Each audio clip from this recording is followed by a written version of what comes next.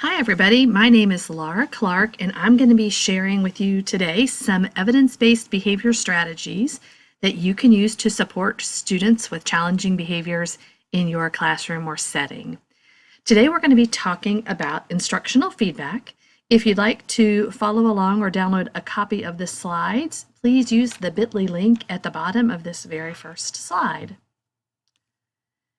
So the information that I'm going to be sharing today comes from the journal Beyond Behavior, which is part of the Council for Exceptional Children, or CEC's, Division for Supporting Students with Behaviors, which is called CCBD. There are excellent resources at both the CEC and CCBD websites, and I've linked those into the notes at the bottom of the slides. So we're going to be looking at some effective low-intensity strategies that can increase students' ability to demonstrate the appropriate academic and behavioral strategies they need to be successful in the classroom.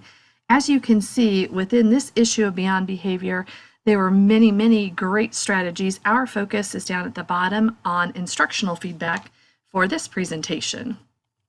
So when we're looking at what instructional feedback is, according to the research, it's a teaching strategy that we can use to provide very specific information to students about their performance. The purpose of instructional feedback is going to be to clarify some misinformation, to confirm an understanding, or to help students restructure their current thinking. So when should we use this? We need to use this when students have a base understanding of the new learning and they're working towards that proficiency and fluency that they would need to be able to use that skill independently or to generalize it across settings. We're not going to use this when the learning is brand new and students are still developing initial mastery, but rather when they've got that base understanding down. If you look at the value of instructional feedback and what the current research is showing us, using John Hattie's work, 0.4 signifies 1 year of growth, and if you look at the combined research around instructional feedback, that usually gives us a 0.73, which is more than 1 year's worth of growth for a student. So it's a valuable strategy for us to use. So the first thing we're going to do is identify that learning target. So we're going to focus on what's the specific either academic skill or behavioral skill that the students are expected to do. And again, this is a skill that we've been teaching and the student has some base fluency in. The next thing we're going to do is to teach that expected goal. Remember that teaching loop that we're constantly teaching and providing instruction. Whether we're going to use explicit instruction with some modeling or some scaffolding, we need to ensure that the instructional routines that we're establishing and the way that we're teaching is also evidence-based and is going to meet that student's needs. The other thing we need to keep in mind, and as the Bitmoji says, no biggie, make sure you've also got in mind whatever accommodations the student might need to be successful in that learning goal. We never want to assume that students have those base skills, but rather we're going to do some trials, ask students to perform the skill, and take data on how proficient that student is with and without supports.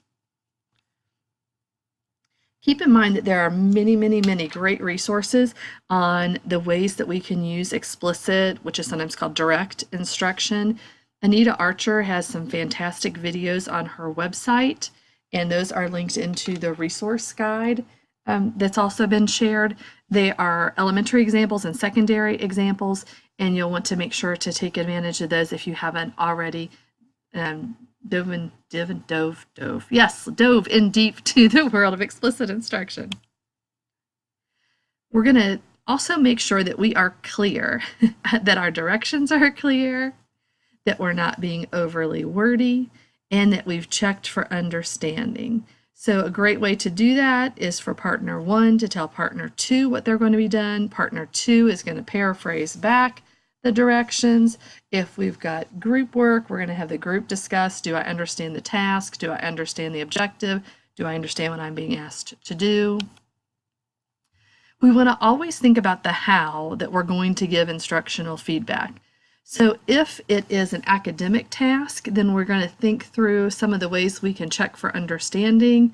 Just a few choices would include using response cards, which could be blank whiteboards, or pre-printed cards like ABCD cards.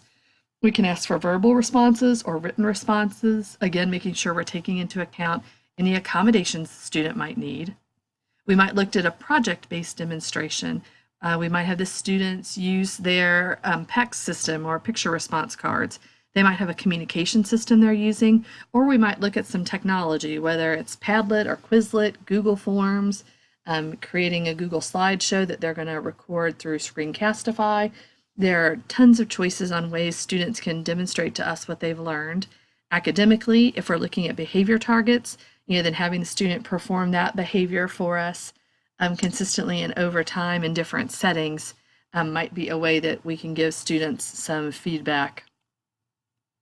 We definitely want to make sure we've given students plenty of practice opportunities. And for those, we might need to really start thinking about our lesson pacing, providing more time for students to respond, those opportunities to respond, which we sometimes call practice turns and feedback. But we want to make sure that the lesson is balanced to a point where we're not talking the whole time and then giving students 5 seconds at the end of the lesson to show us what they learned, but rather throughout the lesson, students have multiple opportunities to demonstrate that they are mastering concepts as we move through a lesson, and then giving that immediate instructional feedback to let students know if they're on track. We also want to think about the type of feedback we're giving. It definitely should be immediate. It should also be very specific. General praise like, great job, way to go, woot woot, isn't giving students the specific feedback they need to consistently repeat that behavior or that accurate response. So we want to make sure it's specific, that it's relevant to the task, that it's private as needed. So if I need to tell a student that the answer they found on a math problem is incorrect, I don't want to do that in a public forum where it might lead to any kind of public humiliation or embarrassment, but rather than I'm providing that as privately as possible. We want to give positive feedback and sandwich, if needed, correction, but letting students know what they are doing well. And we also want to always have our feedback be something a student can build success upon. So is your feedback clear enough that the student is going to be able to do well the next time or make a change in their behavior or their problem-solving strategy so that next time we are able to do well? We want to make sure that we're developing that culture of collaboration where students understand that the learning happens in the mistakes and that mistakes are what help us grow. And so that's an accepted practice in our classroom and that we value and welcome those opportunities. We want to make sure that we're giving kids plenty of time to process our feedback. And sometimes we want to make sure that our conversation and our instructional feedback for students is more about the process than about the correct answer. So even if a student solved a math problem incorrectly or has some errors in their sentence, did they still start the process correctly? Did they still begin at the right place on the line? Did they use the correct writing utensil? Did they put their name on the paper correctly? Were they consistently working throughout the work time? Did they use the right steps to solve the problem? They just had an error in the middle. But talking about the process so that they, again, can repeat those successful steps in future attempts.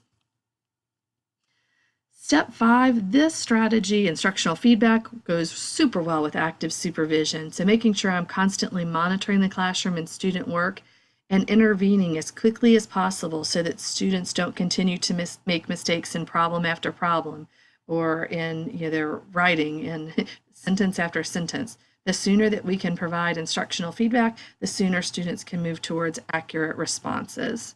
We definitely want to make sure that our comments are positive and proactive and lead to future success. We always want to make sure that we've provided that time and space so that students can reflect on their work and have lots of opportunities for practice. Using the explicit instruction steps of I do, we do, you do can be super beneficial to helping students move towards mastery. We know that sometimes for students with disabilities, they might need us to provide more modeling, so we might I do 2 or 3 times and we do 4 or 5 times before a student independently starts a problem, but we definitely want to scaffold towards students being independent as soon as possible, and using that instructional feedback as a cueing opportunity, really watching closely those student reactions to our feedback to ensure that students are able to move forward successfully.